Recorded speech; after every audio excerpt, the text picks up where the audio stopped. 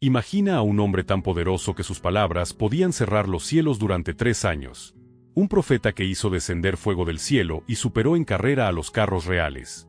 Imagina a alguien que resucitó a los muertos, derrotó él solo a 450 falsos profetas y nunca probó la muerte porque Dios se lo llevó vivo en un torbellino de fuego. Este es Elías, el misterioso tisbita que apareció de la nada y desapareció en la eternidad.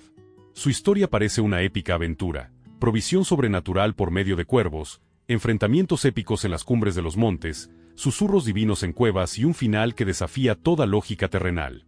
De la sequía al diluvio, de la desesperación al encuentro divino, del ministerio terrenal al carro celestial, presencia el viaje profético más extraordinario jamás registrado. Hoy desentrañamos la saga completa del hombre que caminó tan cerca de Dios que el cielo mismo se abrió para recibirlo. En el mundo antiguo, las genealogías y los antecedentes familiares importaban más que casi cualquier otra cosa. Cuando alguien importante aparecía en escena, la gente quería saber quién era su padre, de qué tribu provenía y cómo había obtenido su posición. Pero Elías rompe completamente con este patrón. La Biblia lo presenta en un Reyes 17:1 con la descripción más sencilla posible. Y Elías el tisbita, de los habitantes de Galaad, dijo a Acab: Eso es todo. No se menciona el nombre de su padre, ni linaje real, ni entrenamiento prestigioso bajo profetas famosos. Simplemente se le llama el tisbita, un hombre de un lugar pequeño y oscuro llamado Tisbí, en la región agreste de Galaad, al este del río Jordán. Era tierra fronteriza, un lugar donde vivían personas duras e independientes, lejos del lujo y la corrupción de las cortes reales. Mientras otros profetas como Isaías tenían acceso a los reyes y se movían en círculos sofisticados, Elías viene del desierto, portando únicamente el poder crudo de la autoridad de Dios. Su aparición repentina en las Escrituras es como ver un rayo caer de un cielo despejado. En un momento no está allí, y al siguiente está de pie ante reyes, hablando con la voz del Todopoderoso. Esta entrada misteriosa nos dice algo profundo sobre cómo obra Dios. A menudo elige a los inesperados, a los pasados por alto, a los que vienen de la nada para cumplir sus propósitos más grandes. Imagina la escena en el palacio del rey Acab: pisos de mármol, decoraciones doradas, guardias en posición firme, consejeros susurrando estrategias políticas. Este era el centro del poder en Israel, donde el rey que había llevado a la nación más profundamente a la idolatría que nunca antes reinaba. Acab no era solo políticamente corrupto, era espiritualmente quebrado. Bajo su gobierno, se construyeron altares a dioses extranjeros por todo Israel, y la adoración al Dios verdadero fue relegada para dar lugar a las prácticas paganas que complacían a su esposa fenicia, Jezabel. En medio de esta escena de poder real y oscuridad espiritual entra un profeta de aspecto salvaje proveniente de las montañas. Sin cita previa, sin protocolo, sin cortesías diplomáticas, Elías marcha directamente hacia el hombre más poderoso del reino y entrega un mensaje que resonaría a través de la historia. Como se registra en un Reyes 17:1, declaró con absoluta confianza: Vive Jehová Dios de Israel, en cuya presencia estoy, que no habrá lluvia ni rocío en estos años, sino por mi palabra. Piensa en la increíble audacia de ese momento. No era una petición ni una advertencia. Era una declaración de juicio divino. Elías le decía al rey que los cielos mismos se cerrarían, que no caería lluvia sobre Israel hasta que este profeta de las montañas decidiera lo contrario. La sequía que pondría de rodillas a toda la nación acababa de ser anunciada por un hombre que había aparecido de la nada. Y entonces, tan repentinamente como había llegado, Elías desapareció, dejando al rey enfrentando la realidad de que el Dios que había rechazado aún tenía el control absoluto. Después de entregar un mensaje tan impactante al rey Acab, la vida de Elías estuvo inmediatamente en peligro.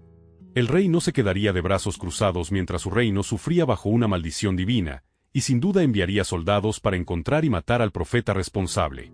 Pero Dios ya había preparado un escondite perfecto, lejos del alcance de reyes furiosos y sus ejércitos. La palabra de Jehová vino a Elías con instrucciones precisas. Como leemos en un Reyes 17, 2-4, aléjate de aquí, dirígete hacia el oriente y escóndete junto al arroyo de Querit, que desemboca en el Jordán. Beberás del arroyo, y yo he ordenado a los cuervos que te alimenten allí. No era cualquier refugio en el desierto. Era el centro de retiro elegido personalmente por Dios. El arroyo Querit era un pequeño curso de agua que desembocaba en el Jordán, probablemente escondido en una garganta rocosa donde nadie pensaría buscar a un profeta fugitivo. Allí, rodeado de naturaleza salvaje y lejos de la civilización, Elías experimentaría una de las provisiones más extraordinarias de la historia bíblica. Cada mañana, al salir el sol, oía el característico graznido y el aleteo de alas. Cuervos negros descendían del cielo, cada uno llevando pan en una garra y carne en la otra. Y cada tarde, al terminar el día, la misma escena milagrosa se repetía. No eran animales de circo domesticados ni mascotas. Eran cuervos salvajes, aves conocidas en el mundo antiguo por ser ladronas y carroñeras, que robaban comida de donde podían.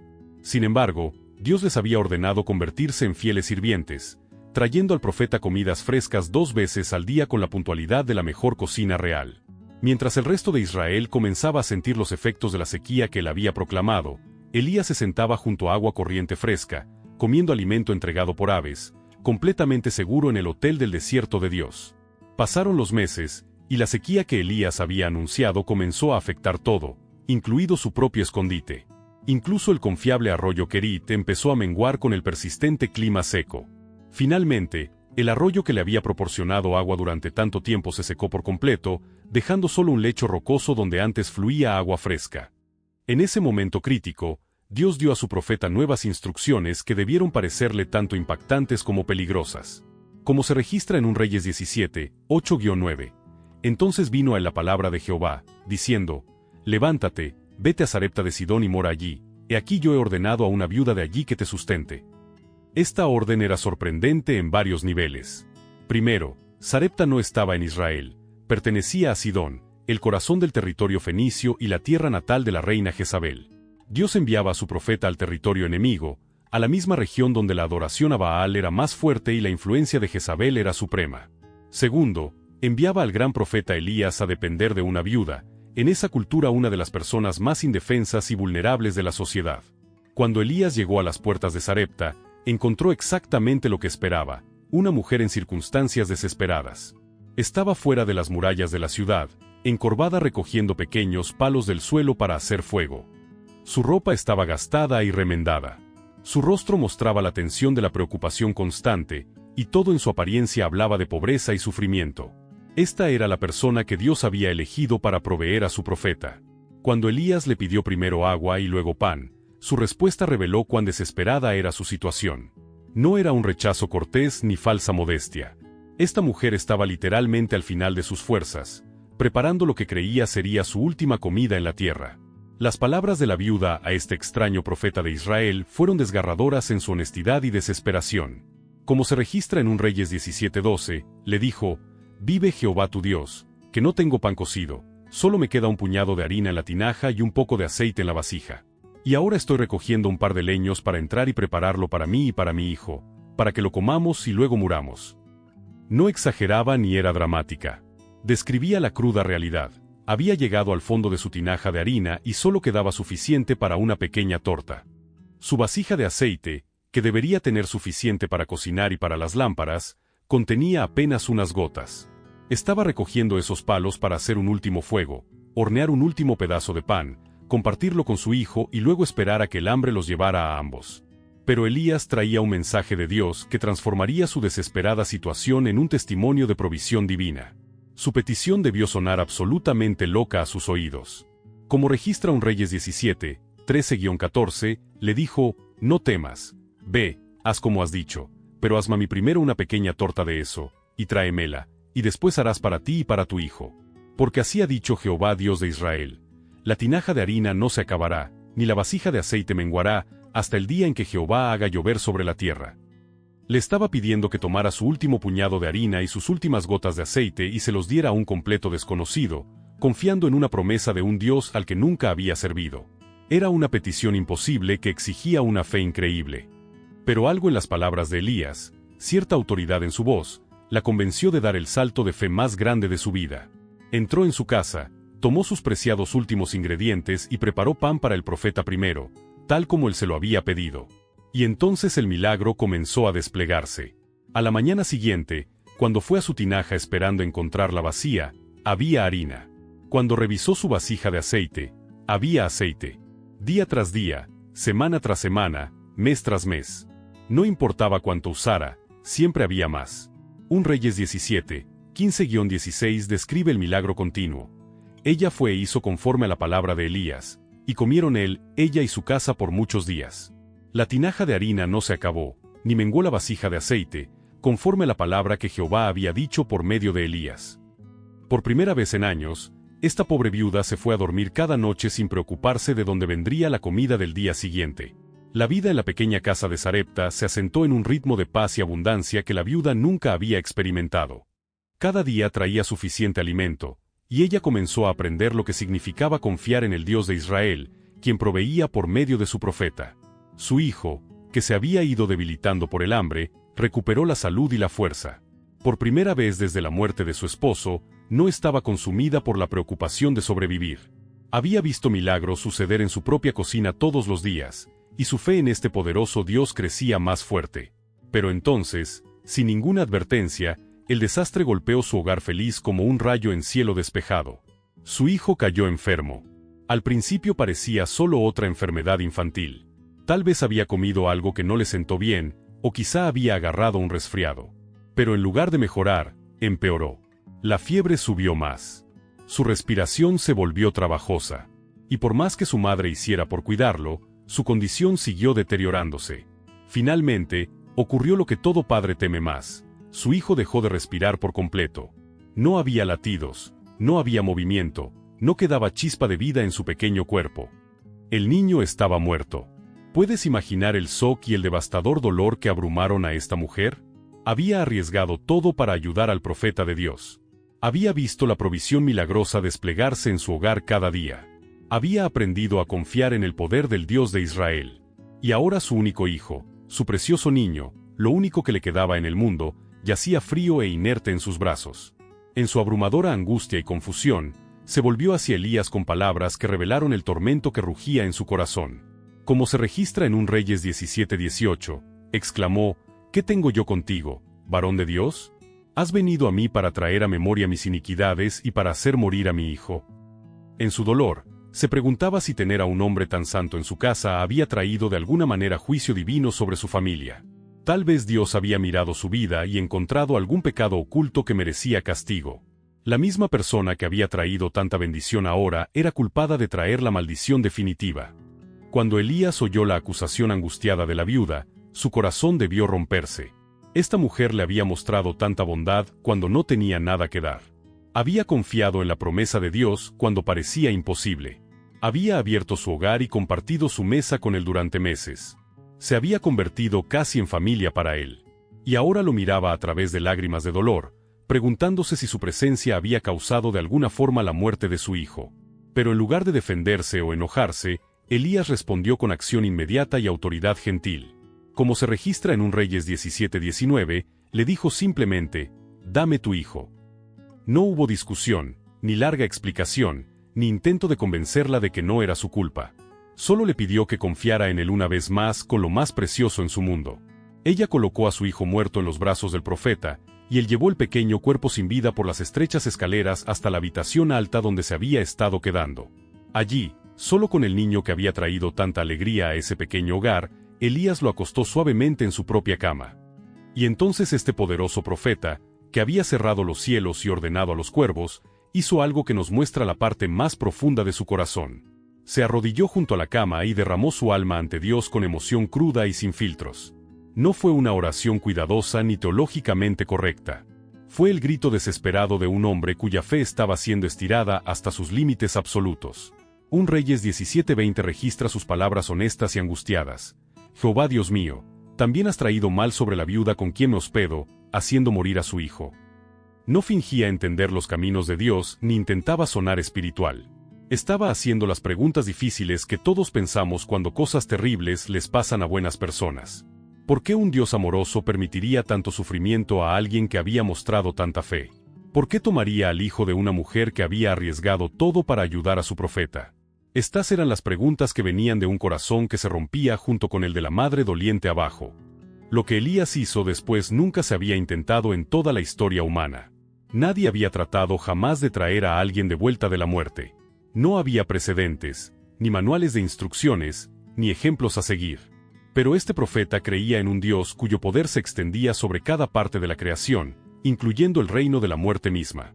Se tendió sobre el niño muerto, cubriendo el pequeño cuerpo frío con su propia carne cálida, y comenzó a clamar al cielo con todo su ser.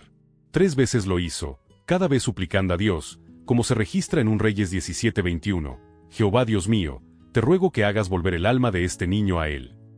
Era territorio completamente desconocido. La muerte siempre había sido final, la frontera que ningún poder humano podía cruzar.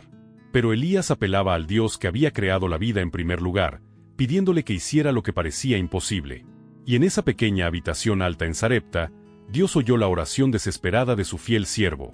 El milagro que siguió cambiaría para siempre todo lo que entendemos sobre el poder del Todopoderoso. 1 Reyes 17:22 lo describe con hermosa sencillez. Entonces Jehová oyó la voz de Elías, y el alma del niño volvió a él, y revivió. En un momento el niño estaba frío, inmóvil y sin vida. Al siguiente su pecho comenzó a subir y bajar con el ritmo de la respiración. El color regresó a sus pálidas mejillas. Sus ojos se abrieron. Se sentó completamente vivo y sano, como si simplemente hubiera estado tomando una larga siesta.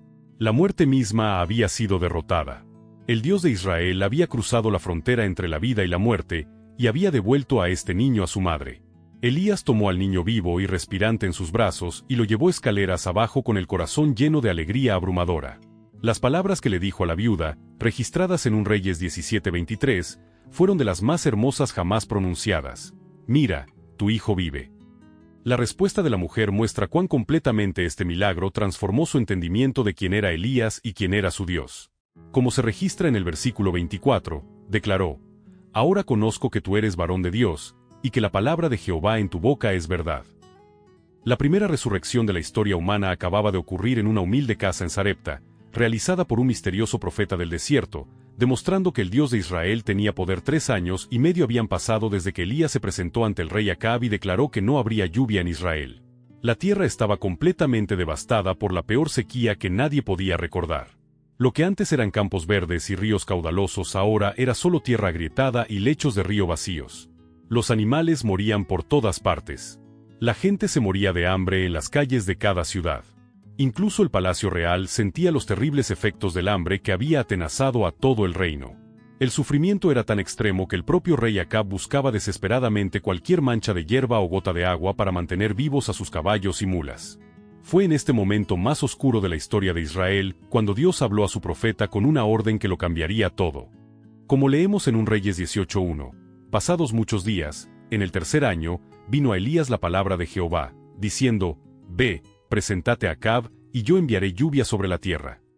Se había acabado el tiempo de esconderse. El misterioso profeta de Tisbí, que había desaparecido hacía 3 años, estaba a punto de volver a la escena de la historia y confrontar al rey que lo había estado cazando desde entonces. No sería una reunión tranquila en alguna habitación privada. Elías se preparaba para desafiar todo el sistema religioso que Acab y su malvada esposa Jezabel habían impuesto en Israel. El escenario estaba listo para el enfrentamiento más dramático entre el Dios verdadero y los dioses falsos que el mundo hubiera presenciado jamás. Después de años viviendo junto a arroyos secos y en tierras extranjeras, el profeta de Dios estaba listo para regresar a casa y demostrar de una vez por todas quién gobernaba realmente sobre la nación de Israel. Mientras Elías se preparaba para salir de su escondite, el rey Acab enfrentaba una crisis que empeoraba cada día. Los establos reales estaban casi vacíos porque la mayoría de los caballos y mulas habían muerto por falta de alimento y agua. En su desesperación, el rey decidió unirse personalmente a la búsqueda de cualquier fuente restante de agua o hierba en su reino moribundo. Dividió la tierra con su administrador de palacio más confiable, un hombre llamado Abdías, para cubrir más terreno en su urgente búsqueda de algo que mantuviera vivos a los animales restantes. Pero Abdías llevaba una doble vida increíblemente peligrosa de la que el rey Acab no sabía absolutamente nada. Como revela 1 Reyes 18, 3-4, y Acab llamó a Abdías, que estaba al frente de su casa. Abdías temía mucho a Jehová, porque cuando Jezabel mataba a los profetas de Jehová, Abdías tomó a 100 profetas y los escondió de 50 en 50 en cuevas, y los sustentó con pan y agua. Este funcionario del palacio había estado protegiendo en secreto a los profetas de Dios justo bajo las narices de la reina asesina Jezabel. Mientras ella cazaba y mataba sistemáticamente a todo profeta de Jehová que encontraba en Israel, Abdías arriesgaba su propia vida escondiéndolos en cuevas y manteniéndolos vivos con su propio alimento y agua. Si Jezabel hubiera descubierto lo que hacía, Abdías habría sido torturado y ejecutado de inmediato. Mientras Abdías recorría el paisaje árido buscando hierba, de repente vio una figura solitaria caminando hacia él a través del calor. Cuando el hombre se acercó lo suficiente para reconocerlo, Abdías apenas pudo creer lo que veía. Las palabras de 1 Reyes 18:7 capturan su conmoción. Mientras Abdías iba por el camino, he aquí que Elías le salió al encuentro, y reconociéndole, se postró sobre su rostro y dijo: «¿Eres tú, mi señor Elías?». El hombre más buscado de todo Israel estaba parado justo frente a él. Cuando el rey Acab finalmente se encontró cara a cara con el profeta que había traído 3 años de miseria a su reino, la furia del rey estalló de inmediato. No perdió tiempo en saludos corteses ni conversaciones diplomáticas. En el momento en que puso los ojos en Elías, su ira explotó en una acusación que revelaba exactamente cómo veía toda la situación, como se registra en 1 Reyes 18:17. Cuando Acab vio a Elías, le dijo: «¿Eres tú el que turbas a Israel?». El rey culpaba al profeta de toda la muerte y destrucción que habían asolado la tierra, como si Elías fuera algún tipo de desastre natural que había aparecido de la nada para causar sufrimiento sin razón. Pero Elías no retrocedió ni un segundo. Su respuesta cortó directamente las acusaciones del rey y fue directo al corazón de lo que realmente estaba ocurriendo en Israel. Las palabras del profeta, encontradas en 1 Reyes 18:18, fueron intrépidas y absolutamente directas. «Yo no he turbado a Israel, sino tú y la casa de tu padre, por cuanto habéis dejado los mandamientos de Jehová y habéis seguido a los Baales». Elías dejó cristalino que esta sequía no era un castigo aleatorio de un Dios enojado. Era juicio divino por la idolatría sistemática que había tomado el control de la nación bajo el débil liderazgo de Acab y la malvada influencia de Jezabel. Entonces el profeta lanzó un desafío que cambiaría para siempre el curso de la historia de Israel. Su orden, registrada en 1 Reyes 18:19, fue audaz más allá de toda imaginación. «Envía ahora y reúne a todo Israel ante mí en el monte Carmelo, y a los 450 profetas de Baal, y a los 400 profetas de Acera que comen de la mesa de Jezabel». No era una petición cortés ni una sugerencia diplomática. Era una orden directa del profeta de Dios al rey de Israel. Elías estaba convocando al mayor enfrentamiento espiritual de la historia humana, un concurso entre él solo y casi 900 falsos profetas, a celebrarse en el monte Carmelo, donde cada persona en Israel pudiera ser testigo de los resultados con sus propios ojos. El monte Carmelo se convirtió en la arena del concurso más importante de toda la historia de Israel. La gente viajó desde todos los rincones del reino para presenciar este evento sin precedentes, un profeta solitario del Señor enfrentándose a 450 profetas bien alimentados de Baal, con el futuro espiritual de toda la nación en juego. Mientras la multitud masiva se reunía en la ladera de la montaña, Elías se paró frente a ellos y presentó el desafío en términos tan simples que todos pudieran entender exactamente lo que estaba en juego. Sus palabras, registradas en 1 Reyes 18:21, fueron directo al corazón de la confusión espiritual de Israel. Elías se acercó a todo el pueblo y dijo: «¿Hasta cuándo claudicaréis entre dos pensamientos? Si Jehová es Dios, seguidlo, y si Baal lo es, seguidlo». Pero el pueblo no respondió palabra. La nación había estado intentando servir tanto al Dios verdadero como al falso Dios Baal al mismo tiempo. Pero Elías los estaba forzando a tomar una decisión de una vez por todas. Luego expuso las reglas del concurso con perfecta claridad, asegurándose de que no hubiera confusión sobre cómo se determinaría al ganador. Su propuesta, encontrada en 1 Reyes 18:23-24, estableció los parámetros que resolverían la cuestión para siempre. «Dadnos, pues, 2 novillos, y escójanse ellos uno de los novillos, y córtelo en pedazos, y pónganlo sobre leña, pero no pongan fuego debajo. Y yo prepararé el otro novillo, y lo pondré sobre leña, y no pondré fuego debajo. Luego invocad vosotros el nombre de vuestros dioses, y yo invocaré el nombre de Jehová, y el Dios que responda por fuego, ese sea Dios». Se construirían 2 altares uno al lado del otro. Se prepararían 2 sacrificios idénticos exactamente de la misma manera, pero sin fuego humano de ningún lado. El concurso se decidiría por cuál Dios tuviera el poder de enviar fuego del cielo para consumir la ofrenda preparada para él. Era una prueba que no dejaba absolutamente ningún espacio para trucos, engaños ni manipulación humana. O Dios se manifestaba con poder sobrenatural que todos pudieran ver, o no lo haría. Los profetas de Baal avanzaron primero, confiados en su número y en sus años de experiencia sirviendo en la corte de Jezabel. Tenían todas las ventajas posibles en este concurso, 450 contra uno solo, pudieron elegir el mejor novillo para su sacrificio y tenían toda la mañana y la tarde para probar el poder de su Dios. Construyeron cuidadosamente su altar, arreglaron su sacrificio según todas sus tradiciones religiosas y comenzaron a invocar a Baal con completa confianza en que respondería. La escena se describe en 1 Reyes 18:26. Tomaron el novillo que les fue dado, lo prepararon y invocaron el nombre de Baal desde la mañana hasta el mediodía, diciendo: «Baal, respóndenos». Pero no había voz, ni quien respondiese. Y saltaban alrededor del altar que habían hecho. Hora tras hora gritaron el nombre de Baal y bailaron salvajemente alrededor de su altar, suplicando a su Dios que enviara fuego y probara su poder. Pero nada ocurrió. El cielo permaneció perfectamente vacío. El altar se quedó completamente frío, y su sacrificio cuidadosamente preparado solo estaba allí como cualquier pedazo de carne ordinario que podrías encontrar en un mercado. A medida que el día avanzaba y su desesperación se hacía más evidente con cada hora que pasaba, Elías comenzó a burlarse de sus esfuerzos cada vez más frenéticos. Su sarcasmo cortante, registrado en un Reyes 18:27, estaba diseñado para señalar el problema obvio con su Dios. Y aconteció al mediodía, que Elías se burlaba de ellos diciendo: «Gritad en alta voz, porque Dios es. Quizá está meditando, o tiene algún trabajo, o va de camino. Tal vez duerme, y hay que despertarle». El profeta destacaba la situación ridícula en la que estaban. Si Baal era realmente un Dios poderoso como afirmaban, ¿por qué no respondía a sus propios profetas cuando más lo necesitaban? Los falsos profetas se volvieron aún más desesperados y frenéticos, como se describe en el versículo 28, y gritaron a grandes voces, y se cortaron con cuchillos y con lancetas conforme a su costumbre, hasta que la sangre chorreaba sobre ellos.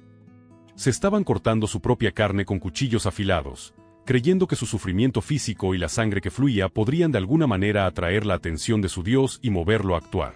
Después de ver a los profetas de Baal fallar miserablemente durante todo un día, finalmente llegó el turno de Elías de demostrar el poder de su Dios.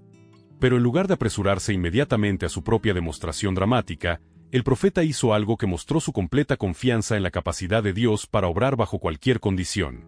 Comenzó reparando cuidadosamente un viejo altar que había sido derribado durante los años en que la adoración a Baal había dominado Israel. Como dice un Reyes 18:30, entonces Elías dijo a todo el pueblo: «Acercaos a mí». Y todo el pueblo se acercó a él, y él reparó el altar de Jehová que estaba arruinado. No era cualquier montón de piedras al azar. Era un altar que alguna vez se había usado para adorar al Dios verdadero, pero que había sido destruido durante la caída de Israel en la idolatría bajo el débil liderazgo de Acab. Cada acción que Elías tomó fue deliberada y llena de profundo significado que el pueblo de Israel entendería. Como describe un Reyes 18, 31-32, tomó Elías 12 piedras, conforme al número de las tribus de los hijos de Jacob, al cual había venido la palabra de Jehová diciendo: «Israel será tu nombre». Y con las piedras edificó un altar en el nombre de Jehová. Después hizo una zanja alrededor del altar en que cupieran 2 medidas de grano. Las 12 piedras no fueron elegidas al azar. Representaban a las 12 tribus de Israel, recordándole a todos los presentes que este concurso no era solo sobre elegir entre diferentes dioses, sino sobre recordar quiénes eran realmente como pueblo escogido de Dios. La zanja que cavó alrededor del altar parecía un detalle extraño, pero pronto se volvería muy importante. Todo se hizo según el procedimiento correcto y con gran cuidado, como describe el versículo 33. Luego puso la leña en orden, cortó el novillo en pedazos, lo puso sobre la leña, y dijo: «Llenad 4 cántaros de agua, y derramadla sobre el holocausto y sobre la leña». Lo que Elías ordenó después pareció no tener sentido desde ninguna perspectiva humana. Estaba a punto de hacer su propia tarea increíblemente más difícil empapando todo con agua. Lo que ocurrió después pareció completamente loco para cualquiera que entendiera cómo funciona el fuego. En lugar de facilitar que el fuego se encendiera y se propagara, Elías comenzó a dar órdenes que harían absolutamente imposible iniciar cualquier fuego normal. No se contentó con una ligera rociada de agua. Ordenó un empapamiento completo que saturara cada parte de su altar y sacrificio. El relato detallado en un Reyes 18, 33-34 muestra cuán extremo fue. Puso la leña en orden, cortó el novillo en pedazos, lo puso sobre la leña, y dijo: «Llenad 4 cántaros de agua, y derramadla sobre el holocausto y sobre la leña». Luego dijo: «Hacedlo otra vez». Y lo hicieron otra vez. Dijo aún: «Hacedlo la tercera vez». Y lo hicieron la tercera vez. 3 veces separadas vertieron grandes recipientes llenos de agua sobre cada parte del sacrificio, la carne, la leña y las piedras del altar mismo. Todo quedó completamente empapado. Pero Elías no había terminado de hacer su tarea imposible. El versículo 35 nos dice que pasó con toda esa agua, y el agua corrió alrededor del altar, y también llenó la zanja de agua. Todo el altar ahora estaba sentado en medio de lo que parecía un pequeño lago, con la zanja que Elías había cavado sirviendo como un foso alrededor de un castillo, lleno hasta el borde de agua. Desde cualquier punto de vista humano lógico, Lo que el profeta acababa de hacer hacía el fuego completamente imposible. Ninguna llama terrenal podría jamás atravesar toda esa agua para alcanzar el sacrificio empapado debajo. Pero ese era exactamente el punto que Elías quería demostrar. Estaba creando condiciones que harían absolutamente imposible que alguien afirmara después que el fuego había comenzado naturalmente o que se había usado algún truco humano. El agua eliminaba cualquier explicación posible excepto la intervención sobrenatural directa de Dios mismo. El profeta había creado deliberadamente las condiciones más desafiantes posibles para que su Dios obrara. Y ahora estaba listo para invocar el nombre de Jehová con completa confianza. Con todo perfectamente preparado y toda la nación de Israel observando en completo silencio, Elías avanzó para orar a su Dios. Pero no fue el grito frenético, el baile salvaje ni la súplica desesperada que los profetas de Baal habían estado haciendo todo el día. Fue la oración calmada, confiada y respetuosa de un hombre que conocía personalmente a su Dios y no tenía duda de que respondería. Como se registra en 1 Reyes 18, 36-37. Aconteció, pues, a la hora de ofrecerse el holocausto de la tarde, que se acercó Elías el profeta y dijo: Jehová Dios de Abraham, de Isaac y de Israel, sea conocido hoy que tú eres Dios en Israel, y que yo soy tu siervo, y que por tu palabra he hecho todas estas cosas. Respóndeme, Jehová, respóndeme, para que conozca este pueblo que tú, Jehová, eres el Dios, y que tú has vuelto el corazón de ellos otra vez. Observa que Elías no estaba intentando probar cuán grande o poderoso era él como profeta. Toda su oración se centró en mostrar al pueblo de Israel quién era el Dios real y en volver sus corazones hacia él. La oración del profeta fue simple, directa, respetuosa y llena de una fe inquebrantable en el carácter y el poder de Dios. No estaba rogando a Dios que enviara fuego. Estaba pidiéndole que se revelara a su pueblo de una manera que nunca olvidarían. Y entonces ocurrió, con un poder y una rapidez que dejó sin aliento a todos. La respuesta del cielo fue inmediata, abrumadora y mucho más allá de lo que cualquiera había imaginado posible, como se describe en 1 Reyes 18:38. Entonces cayó fuego de Jehová, y consumió el holocausto, la leña, las piedras y el polvo, y lamió el agua que estaba en la zanja. No era solo fuego normal como el que verías en una chimenea o una fogata. Era el fuego real de Dios mismo cayendo del cielo como un rayo que no dejó de arder hasta que consumió todo a la vista. No solo encendió el sacrificio como lo haría un fuego normal. Lo consumió y devoró completamente. La carne se quemó al instante. La leña se consumió en segundos. Las mismas piedras del altar fueron devoradas por las llamas. Incluso el polvo alrededor del altar fue lamido y destruido por el fuego sobrenatural. Y lo más asombroso de todo, el agua que había llenado la zanja y empapado todo, toda esa agua que debería haber apagado cualquier fuego terrenal, fue completamente evaporada por el increíble calor de las llamas de Dios. Cuando todo el pueblo vio esta exhibición absolutamente increíble de poder divino, su respuesta fue inmediata, completa y unánime. Como dice el versículo 39, cuando lo vio todo el pueblo, se postraron sobre sus rostros y dijeron: Jehová es el Dios, Jehová es el Dios. Después de presenciar el increíble fuego de Dios consumir todo en el Monte Carmelo, el pueblo de Israel fue completamente transformado. Su declaración unánime de que Jehová es el Dios no fueron solo palabras. Fue un cambio completo de corazón que exigía acción inmediata. La victoria había sido tan abrumadora e innegable que no quedaba espacio para dudas, confusión ni compromisos. Elías sabía que este era el momento crucial para terminar lo que Dios había comenzado y eliminar la influencia venenosa que había corrompido a Israel durante años. El profeta no podía permitir que los falsos profetas simplemente se alejaran de su humillante derrota y continuaran extraviando a la nación después de una demostración tan clara de su total impotencia.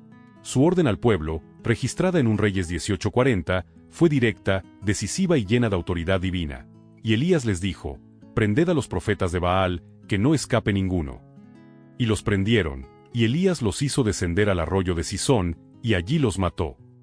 Esto no fue venganza personal, ira humana ni maniobra política por parte de Elías. Fue el juicio divino llevado a cabo según la ley y los estándares justos de Dios. Estos falsos profetas habían hecho mucho más que simplemente fallar en invocar fuego de su Dios. Habían llevado sistemáticamente a toda una nación a la idolatría y a la oscuridad espiritual durante años, corrompiendo los corazones y mentes del pueblo escogido de Dios.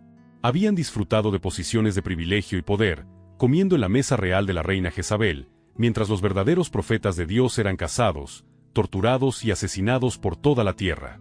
Habían enseñado mentiras sobre Dios, promovido prácticas inmorales en nombre de la religión y apartado los corazones de padres y madres de la verdad que podía salvar a sus hijos. Ahora, en las secuelas de su completo y público fracaso para demostrar cualquier poder real de su Dios, la justicia divina se estaba cumpliendo a la vista de toda la nación. El arroyo de Cisón, que fluye al pie del Monte Carmelo hacia el mar Mediterráneo, se convirtió en el lugar donde el sistema religioso falso de Israel encontró su fin decisivo. Cada uno de los 450 profetas de Baal fue ejecutado allí por las mismas personas que habían sido engañadas por sus mentiras durante tanto tiempo. El pueblo que había estado confundido y espiritualmente dividido entre dos opiniones opuestas solo horas antes ahora estaba completamente unido para llevar a cabo el justo juicio de Dios contra aquellos que los habían engañado y llevado a sus familias a la esclavitud espiritual. Con los falsos profetas eliminados y el poder supremo de Dios claramente demostrado ante toda la nación, era hora de que la devastadora sequía terminara tan dramáticamente como había comenzado 3 años y medio antes. Elías apartó su atención de los falsos profetas derrotados y se enfocó en la promesa que Dios había hecho al principio de este capítulo. La lluvia finalmente venía a la tierra reseca y moribunda de Israel. Pero primero, el profeta tenía un consejo urgente para el rey Acab, cuya visión del mundo y perspectiva espiritual habían sido completamente transformadas por los increíbles eventos que había presenciado en el Monte Carmelo ese día. Como se registra en 1 Reyes 18:41, entonces Elías dijo a Acab: «Sube, come y bebe, porque se oye el estruendo de abundante lluvia». Los oídos espirituales del profeta ya podían escuchar lo que venía del cielo, aunque el cielo físico sobre ellos seguía perfectamente claro y sin nubes después de años de sequía. Mientras el rey Acab subió al monte para celebrar el fin del largo hambre con comida y bebida, probablemente aún intentando procesar todo lo que había visto, Elías tenía un trabajo mucho más importante y urgente que hacer. Sus siguientes acciones, descritas cuidadosamente en 1 Reyes 18:42, revelaron la increíble intensidad y enfoque de su vida de oración. Acab subió a comer y a beber. Y Elías subió a la cumbre del Carmelo, y postrándose en tierra, puso su rostro entre las rodillas. No era una oración casual y cómoda ofrecida de pie o sentado en una silla. Era una intercesión intensa, enfocada y desesperada ofrecida en completa humildad física ante el trono de Dios. El profeta se posicionó en la postura más baja posible de sumisión y dependencia, inclinándose hasta el suelo con su rostro enterrado entre las rodillas, mostrando su total dependencia del poder y la fidelidad del Señor. Envió a su fiel criado a mirar hacia el mar Mediterráneo mientras continuaba orando con increíble persistencia y fe inquebrantable en la promesa de Dios. 7 veces diferentes el criado hizo el viaje al punto de observación y 6 veces regresó con el decepcionante informe de que no había absolutamente nada que ver en el cielo. Pero Elías se negó a rendirse o perder la fe, continuando orando con la misma intensidad porque sabía con absoluta certeza que la promesa de Dios se cumpliría exactamente como había dicho. Finalmente llegó el avance, como se registra en 1 Reyes 18:44, a la 7ª vez dijo: «He aquí una pequeña nube como la palma de la mano de un hombre sube del mar». Y él dijo: «Ve y di a Acab, unce tu carro y desciende, para que la lluvia no te detenga». Esa diminuta nube, no más grande que una mano humana cuando se veía a la distancia, era el comienzo del masivo sistema de tormentas que pondría fin a 3 años y medio de devastadora sequía y devolvería la vida a la tierra de Israel. Lo que comenzó como una nube del tamaño de una mano humana rápidamente se transformó en algo mucho más allá de las expectativas de cualquiera. La tormenta por la que Elías había estado orando se desarrolló con velocidad e intensidad sobrenatural, convirtiendo el cielo claro en una exhibición dramática del poder de Dios sobre la naturaleza, como se describe en 1 Reyes 18:45, y aconteció que poco después el cielo se ennegreció de nubes y viento, y hubo gran lluvia. Y Acab subió en su carro y se fue a Jezreel. El rey Acab subió a su carro real y comenzó a correr a través del aguacero hacia su palacio en Jezreel, probablemente ansioso por escapar de la tormenta y contarle a la reina Jezabel sobre los increíbles eventos que había presenciado en el Monte Carmelo. La lluvia que ahora empapaba la tierra reseca era la misma lluvia que Elías había cerrado con sus palabras 3 años y medio antes. Y su regreso marcó la completa vindicación del profeta de Dios y la derrota total de la adoración a Baal en Israel. Pero algo absolutamente extraordinario estaba a punto de sucederle a Elías, que demostraría una vez más que el mismo Dios que podía enviar fuego del cielo y lluvia del firmamento también podía capacitar a sus siervos de maneras que desafiaban todas las leyes naturales y el entendimiento humano. Como se describe en 1 Reyes 18:46, y la mano de Jehová vino sobre Elías, el cual ciñó sus lomos, y corrió delante de Acab hasta la entrada de Jezreel. Esto no fue simplemente un caso de un hombre corriendo más rápido de lo que su capacidad humana normal permitiría. Fue poder divino capacitando al profeta para lograr algo que debería haber sido físicamente imposible. La frase «la mano de Jehová vino sobre Elías» indica que fue un empoderamiento sobrenatural que le dio fuerza, resistencia y velocidad muy por encima de cualquier capacidad humana. Imagina esta escena absolutamente increíble. El rey Acab corriendo a través de la tormenta en su carro real tirado por los caballos más rápidos y fuertes de todo Israel, mientras un profeta a pie no solo logra mantenerse al ritmo, sino que en realidad corre delante de toda la procesión real a través del barro, la lluvia y el terreno difícil. Esta exhibición milagrosa del poder de Dios sirvió varios propósitos importantes que fueron mucho más allá de simplemente llevar a Elías rápidamente a Jezreel. Mostró al rey Acab de la manera más dramática posible que el mismo Dios que había enviado fuego del cielo también podía dar a sus siervos habilidades sobrehumanas cuando las necesitaban. Demostró a cualquiera que presenciara esta carrera sobrenatural que Elías no era solo otro maestro religioso o sabio. Era un profeta genuino operando bajo la unción y el empoderamiento directo del Dios vivo. Cuando el rey Acab finalmente llegó a su palacio en Jezreel, empapado por la tormenta pero probablemente aún asombrado por todo lo que había presenciado, inmediatamente buscó a la reina Jezabel para contarle todo lo que había sucedido en el Monte Carmelo. Le describió el concurso entre Elías y los profetas de Baal, el dramático fuego del cielo que había consumido el sacrificio, la restauración de la lluvia después de 3 años y medio de sequía, y lo más importante para los propósitos de Jezabel, la ejecución completa de los 450 profetas de Baal en el arroyo de Sisón. La reacción de la reina Jezabel a esta noticia fue rápida, furiosa y absolutamente mortal. Esta mujer malvada y despiadada había construido toda su base de poder promoviendo la adoración a Baal en todo Israel, estableciendo templos y altares a dioses extranjeros y destruyendo sistemáticamente la adoración al Dios verdadero donde quiera que la encontrara. Ahora, todo su sistema religioso había sido completamente demolido en un solo día por un profeta, y todos sus líderes religiosos cuidadosamente elegidos y bien entrenados habían sido ejecutados como criminales comunes. No estaba dispuesta a dejar que el hombre que había destruido todo por lo que había trabajado simplemente se fuera y continuara su ministerio. Su respuesta, registrada en un Reyes 19:2, fue una amenaza de muerte directa respaldada por toda la autoridad y los recursos del trono real. Entonces Jezabel envió mensajero a Elías, diciendo: «Así me hagan los dioses, y aún me añadan, si mañana a estas horas no he puesto tu vida como la vida de uno de ellos». Estaba haciendo un juramento solemne por sus dioses de que en exactamente 24 horas Elías estaría muerto, igual que cada uno de sus profetas que habían sido ejecutados en el arroyo de Sisón. Esta no era una amenaza vacía hecha en ira por una mujer sin poder para respaldar sus palabras. Era una promesa calculada de asesinato de la persona más poderosa y despiadada de Israel aparte del propio rey Acab.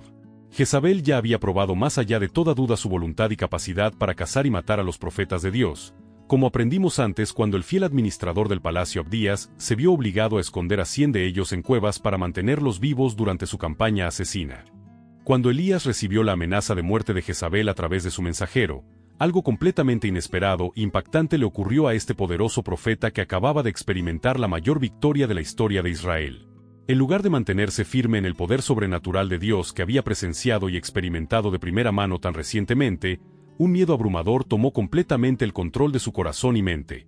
El mismo hombre que había confrontado sin miedo al rey Acab en su propio palacio, que había desafiado audazmente a 450 falsos profetas ante toda la nación y que acababa de hacer descender fuego del cielo, de repente estaba aterrorizado por las amenazas asesinas de una sola mujer malvada.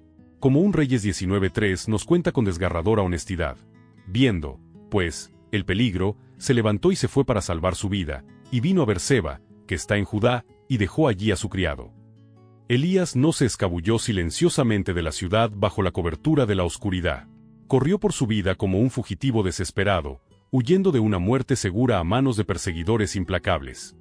Abandonó su ministerio en Israel y viajó hasta Berseba, ubicada en la frontera sur del reino de Judá, lo más lejos posible del alcance asesino de la reina Jezabel mientras aún permanecía en territorio controlado por personas que adoraban al Dios verdadero. El hecho de que dejara a su fiel criado allí en Berseba en lugar de llevarlo consigo por compañía y ayuda muestra que Elías quería estar completamente solo con su miedo abrumador, desánimo y desesperación. Pero incluso llegar a la seguridad de Berseba no fue suficiente para que el profeta aterrorizado se sintiera seguro de las intenciones asesinas y el poder de largo alcance de Jezabel.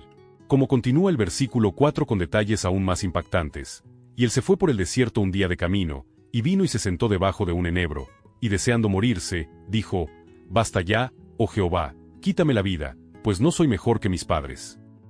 El gran profeta que acababa de experimentar la victoria sobrenatural más espectacular de toda la historia de Israel ahora estaba tan completamente abrumado por el desánimo, el desaliento y la desesperanza que realmente quería morir en lugar de seguir viviendo. Había pasado de la cima del triunfo al valle más profundo de la desesperación en cuestión de horas, y el latigazo emocional lo había dejado completamente roto. Solo en el áspero desierto y genuinamente deseando morir en lugar de enfrentar otro día de miedo y desaliento, Elías se acostó bajo la escasa sombra de un enebro y cayó en un sueño agotado, probablemente esperando en su corazón no despertar nunca más y tener que lidiar con sus circunstancias abrumadoras.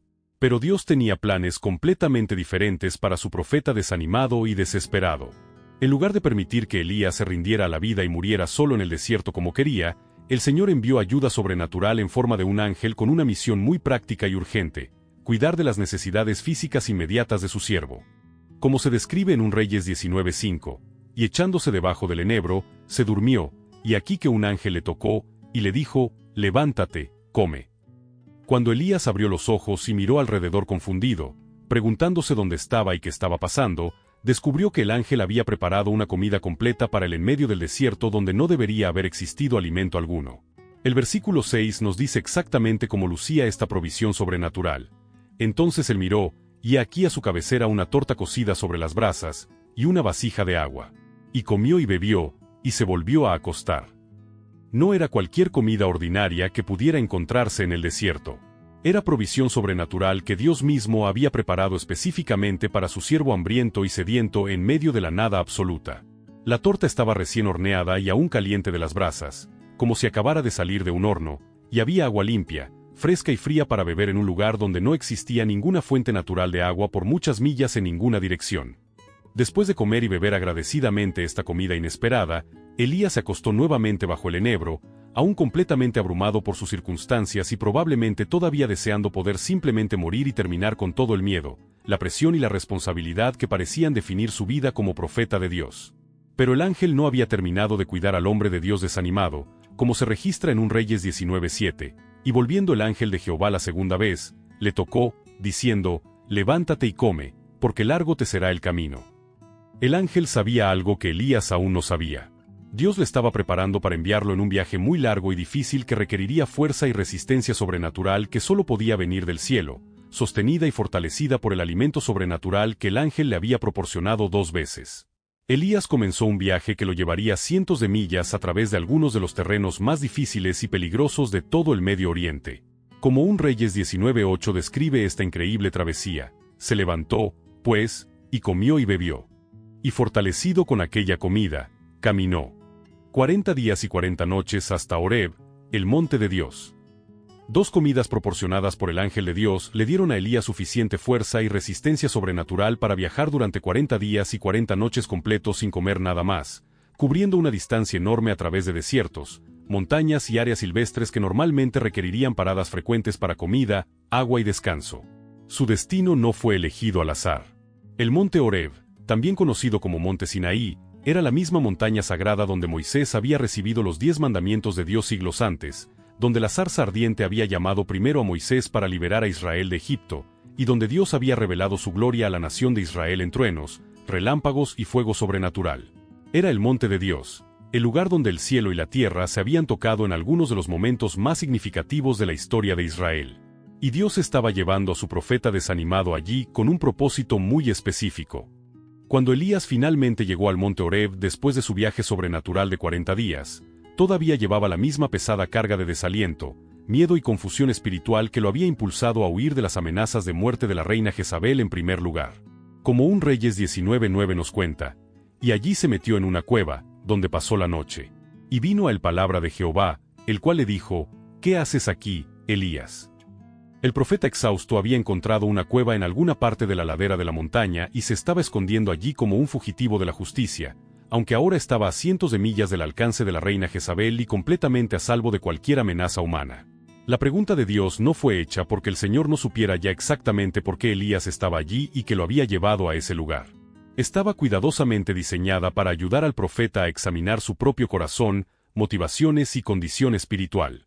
La respuesta de Elías, registrada en el versículo 10, reveló la increíble profundidad de su desaliento, su sensación de completo aislamiento y su sentimiento de que estaba luchando una batalla perdida contra probabilidades abrumadoras.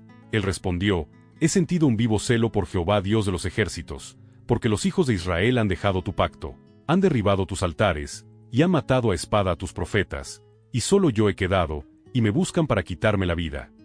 La respuesta de Dios a la queja desgarradora de Elías fue completamente distinta a todo lo que el profeta desanimado había experimentado antes en todos sus años de ministerio.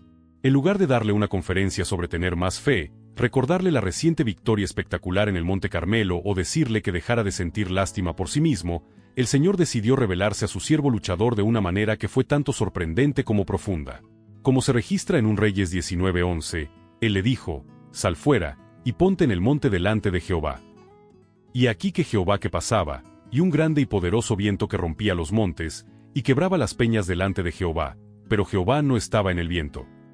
Elías obedientemente dejó su cueva y se paró afuera en la ladera de la montaña, donde observó asombrado cómo un viento sobrenatural con poder absolutamente increíble desgarraba las montañas a su alrededor, literalmente rompiendo formaciones rocosas sólidas como si fueran de arcilla frágil o hojas secas.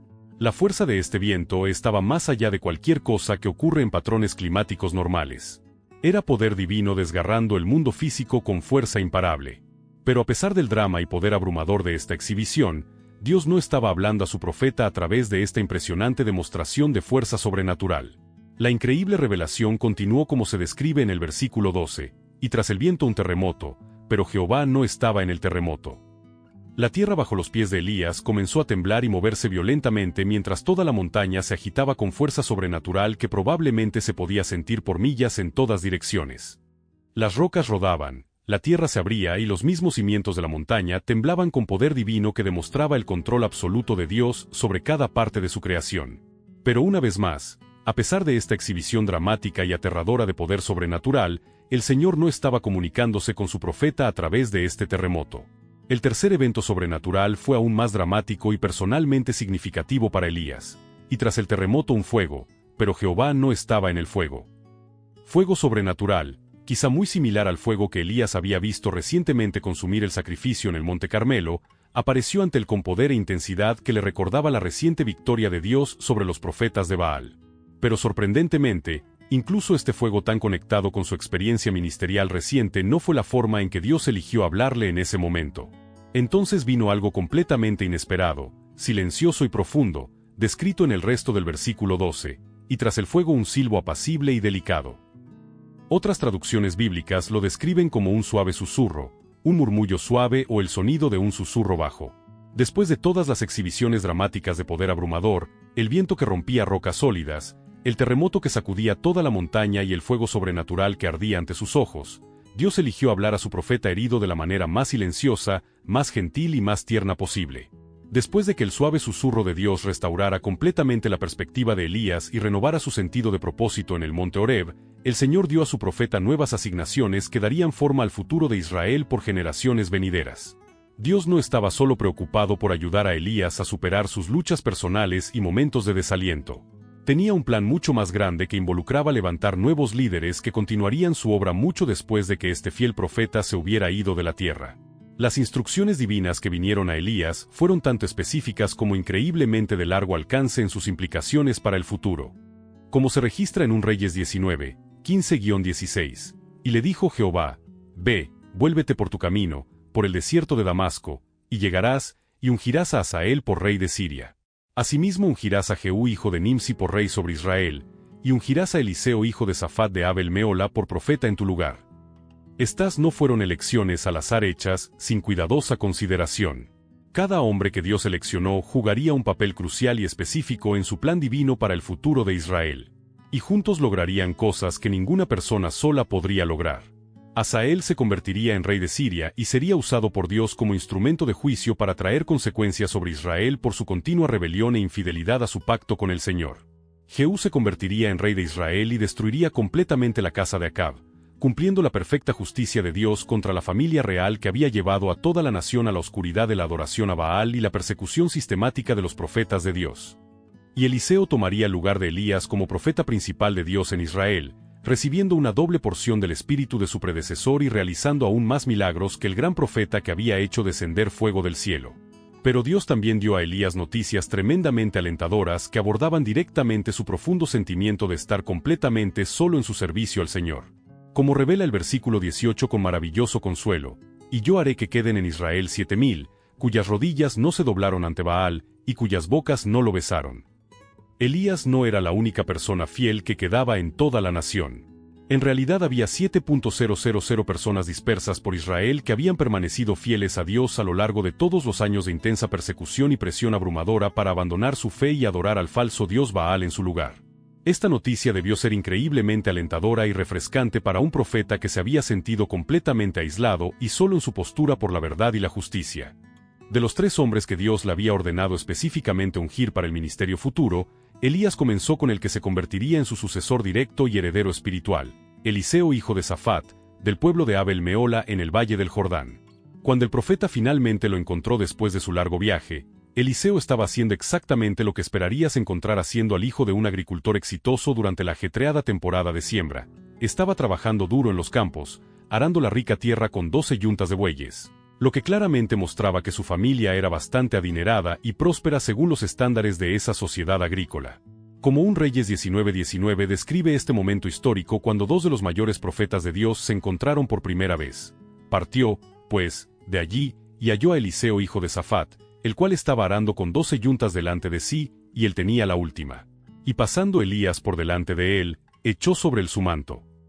No fue un saludo casual entre extraños ni una presentación cortés. Arrojar su manto, el distintivo manto que lo marcaba como profeta de Dios, sobre los hombros de Eliseo fue un acto profundamente simbólico que claramente significaba que Dios estaba llamando a este joven agricultor a dejar atrás su antigua vida y entrar en el ministerio profético. Eliseo entendió inmediatamente exactamente qué estaba ocurriendo y que costaría este llamado divino en términos de renunciar a su cómoda y próspera vida como agricultor. Su respuesta, cuidadosamente registrada en el versículo 20, mostró tanto su genuina disposición a seguir el llamado de Dios como su deseo natural de cerrar adecuadamente este importante capítulo de su vida con su familia. Dejándole entonces los bueyes, corrió tras Elías, y dijo: «Te ruego que me dejes besar a mi padre y a mi madre, y luego te seguiré». Y él le respondió: «Ve, vuélvete, ¿qué te he hecho yo?». La respuesta de Elías no fue despectiva ni impaciente. En realidad le estaba dando a Eliseo completa libertad para contar cuidadosamente el costo del discipulado y tomar su propia decisión informada sobre seguir el llamado de Dios sin ninguna presión ni manipulación. Lo que Eliseo hizo después demostró la completitud y finalidad de su compromiso con su nuevo llamado de Dios. Como nos dice el versículo 21 con notable detalle, volviéndose él, tomó un par de bueyes y los mató, y con los aperos de los bueyes coció la carne, y la dio al pueblo para que comiesen. Después se levantó y fue tras Elías, y le servía. No fue solo una fiesta de despedida ni una celebración casual. Fue una quema deliberada e irreversible de puentes que hizo absolutamente imposible que cambiara de opinión y regresara a su cómoda vida anterior como agricultor exitoso. Algún tiempo después de que Eliseo se hubiera unido permanentemente a Elías como su devoto siervo y hubiera comenzado a aprender las difíciles lecciones del ministerio profético, ocurrió una terrible injusticia en la corte real que eventualmente traería el juicio final y completo de Dios sobre la casa del rey Acab.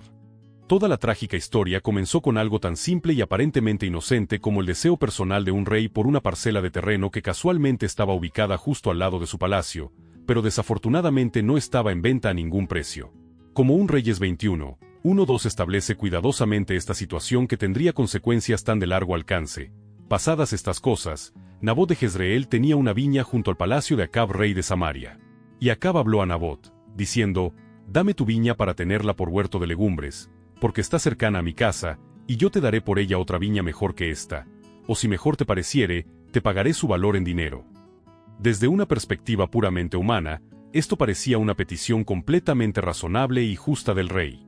No estaba intentando robar la tierra ni tomarla por la fuerza, sino que en realidad ofrecía pagar el valor total del mercado o incluso intercambiar una mejor parcela de terreno por la viña que quería convertir en un huerto de legumbres para su palacio.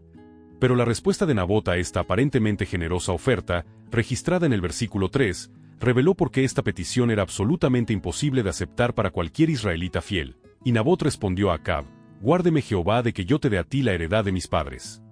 Bajo la ley de Dios dada por medio de Moisés, la tierra familiar debía permanecer dentro de la familia para siempre como herencia permanente. Era parte de su sagrado patrimonio del Señor que no podía venderse permanentemente a extraños, ni siquiera a reyes. Nabot no estaba siendo terco, irrespetuoso ni irrazonable. Simplemente estaba obedeciendo los claros mandamientos de Dios sobre mantener la tierra ancestral dentro de la línea familiar como el Señor había establecido. La reacción del rey Acab a este rechazo cortés, pero firme, mostró su carácter increíblemente infantil y egoísta, que nunca había aprendido a aceptar un no de nadie. Como describe el versículo 4 su patética respuesta. Y vino Acab a su casa triste y enojado, por la palabra que Nabot de Jezreel le había respondido, diciendo, no te daré la heredad de mis padres. Y se acostó en su cama, y volvió su rostro, y no comió pan. El hombre más poderoso de Israel estaba literalmente haciendo pucheros y enfurruñándose como un niño mimado que no podía salirse con la suya, negándose a comer sus comidas porque no podía tener algo que simplemente no le pertenecía y nunca le pertenecería.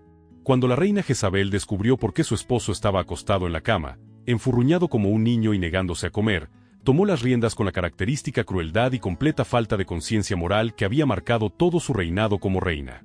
Su respuesta al comportamiento infantil de Acab, registrada en 1 Reyes 21:7, reveló tanto su desprecio por su debilidad como su confianza en su propia capacidad para obtener lo que quería por medios malvados. Entonces Jezabel su mujer le dijo, ¿eres tú ahora rey sobre Israel? Levántate, y come y alégrate, yo te daré la viña de Nabot de Jezreel. El plan de Jezabel para obtener la viña de Nabot fue brillante y terriblemente efectivo en su maldad y simplicidad. Escribió cartas oficiales en nombre del rey Acab, las selló con su sello real para darles plena autoridad legal y las envió a los ancianos y nobles que vivían en la ciudad de Nabot con instrucciones diseñadas para hacer que un asesinato a sangre fría pareciera justicia legal apropiada. Sus instrucciones detalladas, registradas en los versículos 9 a 10, mostraron hasta dónde estaba dispuesta a llegar para conseguir lo que quería, y escribió cartas en nombre de Acab, y las selló con su sello, y las envió a los ancianos y a los principales que moraban en la ciudad con Nabot. Y escribió en las cartas, diciendo, proclamad ayuno, y poned a Nabot delante del pueblo en lugar principal, y poned delante de él 2 hombres perversos que atestiguen contra él, diciendo, tú has blasfemado a Dios y al rey. Y sacadlo y apedreadlo para que muera. Los líderes de la ciudad, ya sea por miedo a la reina o por corrupción en sus propios corazones, obedecieron estas malvadas instrucciones al pie de la letra, y el inocente Nabot fue brutalmente ejecutado bajo cargos completamente falsos de blasfemia contra Dios y traición contra el rey. Cuando Jezabel triunfalmente le dijo a Acab que Nabot estaba muerto y que ahora podía ir y tomar posesión de la viña que tanto había deseado, el rey inmediatamente corrió a reclamar su premio manchado de sangre sin mostrar ninguna preocupación por cómo había ocurrido esta conveniente muerte. Pero Dios vio todo lo que había sucedido en esta conspiración de asesinato y robo, y envió a Elías con un mensaje de juicio divino que sacudiría los cimientos mismos de la familia real. La palabra de Jehová vino a su fiel profeta con instrucciones específicas, como se registra en los versículos 17 a 19.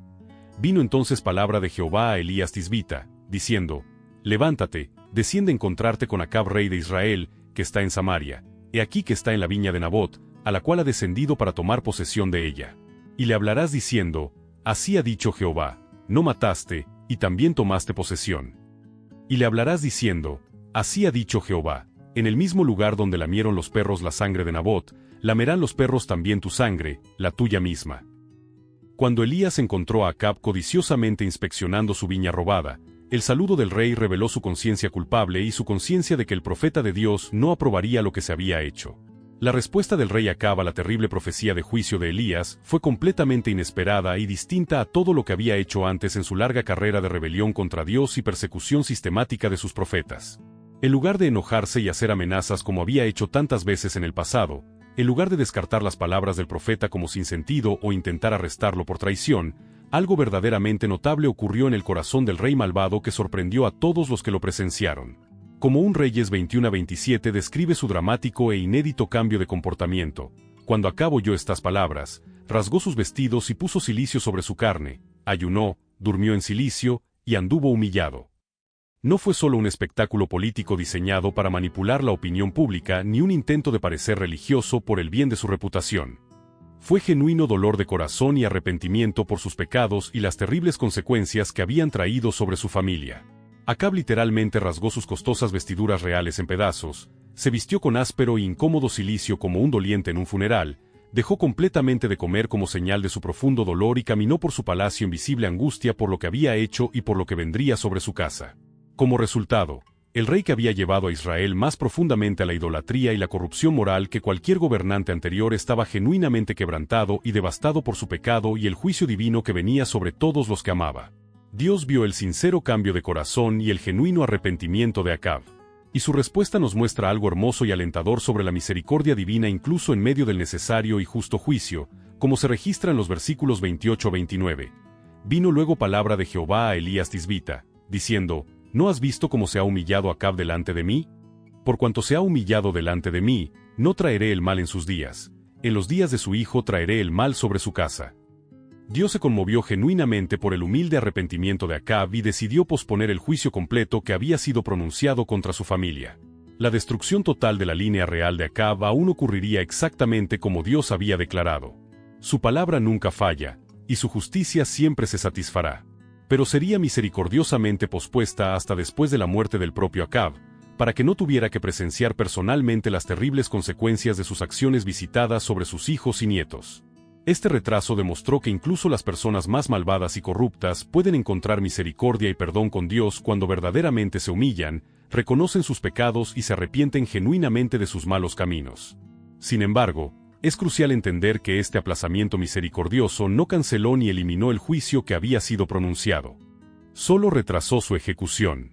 Había llegado finalmente el momento de algo que nunca había ocurrido antes en toda la historia humana.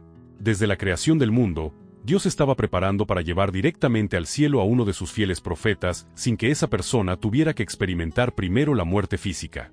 Elías parecía saber de alguna manera que su ministerio terrenal estaba llegando rápidamente a su fin, aunque los detalles exactos de cómo Dios lograría esta transición sin precedentes aún no estaban completamente claros para él.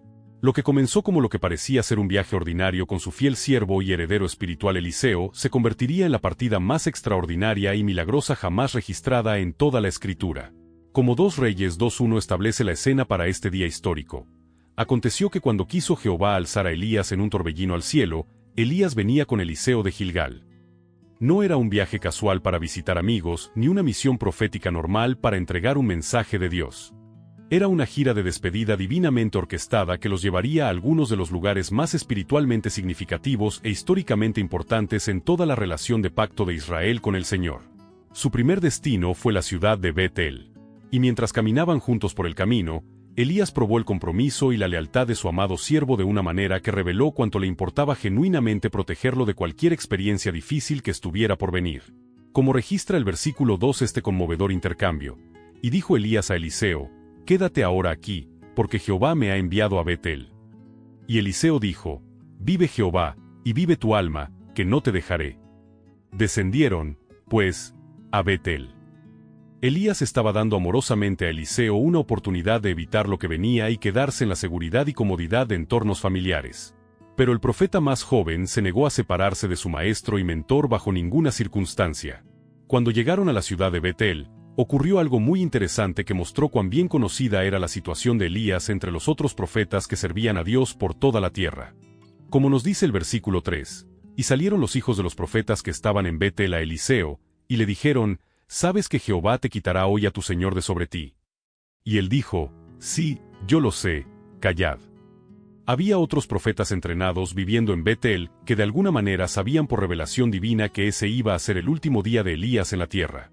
Pero Eliseo no quería hablar de ello ni detenerse en la dolorosa realidad de perder al hombre que se había convertido como un padre para él. Desde la ciudad de Jericó, Elías y Eliseo continuaron su viaje divinamente designado hacia el río Jordán, el mismo cuerpo de agua histórico que había sido milagrosamente dividido para Josué y los hijos de Israel cuando entraron por primera vez a la tierra prometida bajo el poderoso poder de Dios siglos antes. Mientras caminaban juntos hacia este destino final, ocurrió algo bastante notable que mostró cuánta gente en toda la región estaba interesada en presenciar el evento sin precedentes que estaba a punto de ocurrir. Como 2 Reyes 2:7 nos cuenta, y fueron 50 varones de los hijos de los profetas, y se pararon frente a ellos a lo lejos, y ellos dos se pararon junto al Jordán. Estos no eran observadores casuales ni curiosos espectadores que no tenían nada mejor que hacer con su tiempo.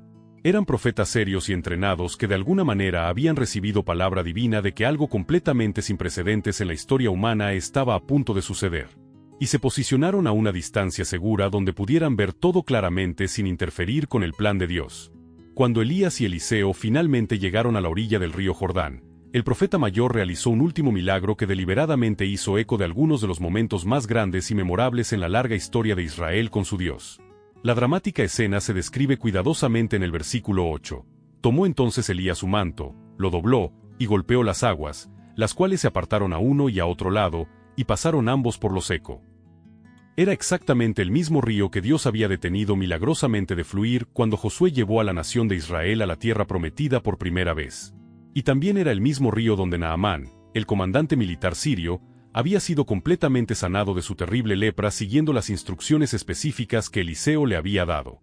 Ahora el Jordán se estaba dividiendo una vez más para el profeta de Dios, justo como el Mar Rojo había sido dividido por Moisés durante el dramático éxodo de la esclavitud egipcia muchas generaciones antes.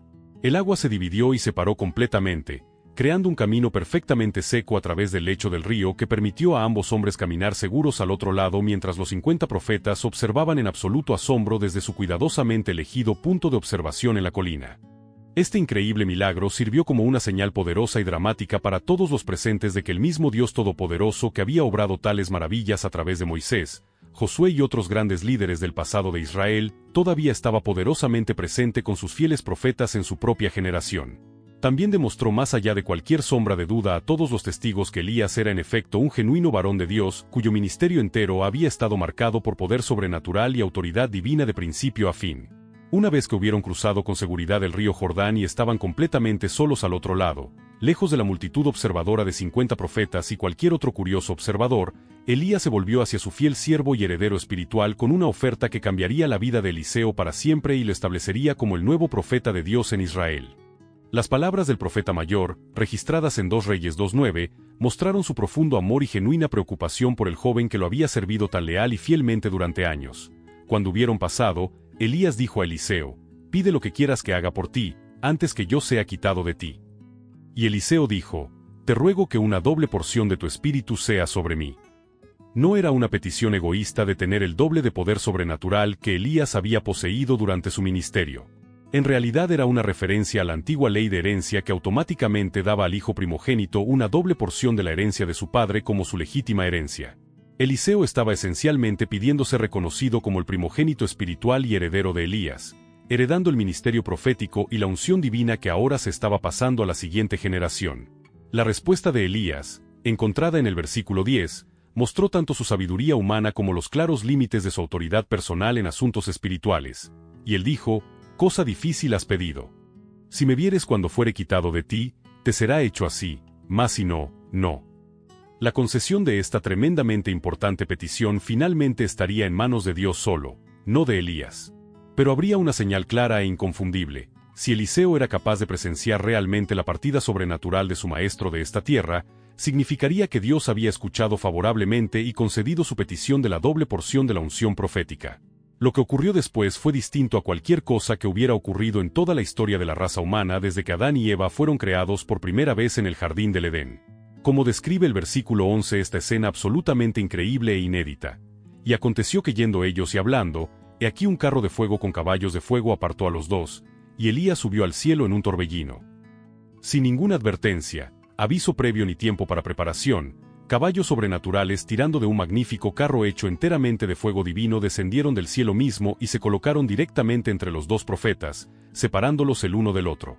No era fuego ordinario destructivo que quemaría y consumiría todo lo que tocara.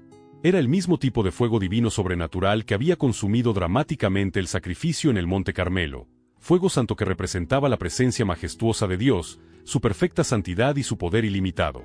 Los caballos y el carro separaron a Elías de Eliseo. Y entonces ocurrió algo que nunca había sucedido antes en toda la historia humana. Una persona viva fue llevada directamente a la presencia de Dios en el cielo sin tener que experimentar primero la muerte física. Si esta increíble historia bíblica ha tocado tu corazón y fortalecido tu fe, por favor dale like, suscríbete y activa la campanita para no perderte nuestras últimas aventuras bíblicas. Comparte este contenido con tu familia y amigos. Todos necesitan escuchar estas increíbles historias del poder y amor de Dios. Y no olvides dejar un comentario contándonos qué parte del viaje de Elías te inspiró más. Tu participación nos ayuda a llevar estas poderosas historias bíblicas a aún más personas alrededor del mundo. Hasta la próxima. Recuerda que el mismo Dios que obró milagros a través de Elías sigue obrando milagros hoy. Mantén la fe, permanece fuerte, y nos vemos en la próxima aventura bíblica. W.